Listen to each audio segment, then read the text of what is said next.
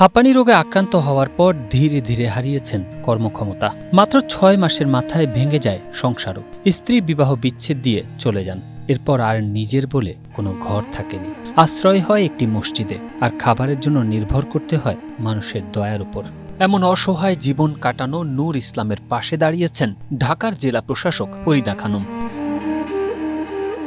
দীর্ঘদিন ধরে চোখের জটিল সমস্যায় ভুগছিলেন নূর ইসলাম। চিকিৎসকের পরামর্শ অনুযায়ী দ্রুত অস্ত্রোপচার প্রয়োজন হলেও অর্থাভাবে তা সম্ভব হচ্ছিল না। শেষ আশ্রয় হিসেবে তিনি ঢাকার জেলা প্রশাসকের কাছে আর্থিক সহায়তার আবেদন করেন। আবেদন পাওয়ার পর নূর ইসলামের জীবন সংগ্রামের কথা জেনে মানবিক বিবেচনায় তার চোখের চিকিৎসা ও অস্ত্রোপচারের জন্য আর্থিক সহায়তা প্রদান করেন জেলা প্রশাসক ফরিদা খানম।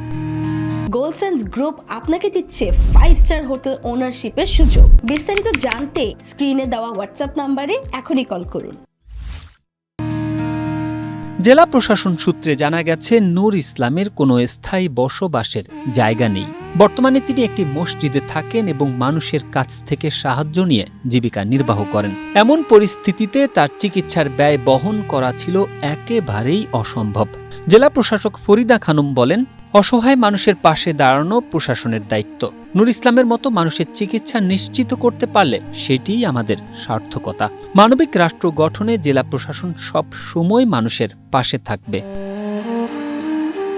আর্থিক সহায়তা পেয়ে নূর ইসলাম জেলা প্রশাসকের প্রতি কৃতজ্ঞতা প্রকাশ করেন। তিনি বলেন, চোখের চিকিৎসার আশা ছেড়েই দিয়েছিলাম। জেলা প্রশাসক ম্যাডাম আমাকে সাহায্য করেছেন। আল্লাহ যেন তাকে উত্তম প্রতিদান দেন।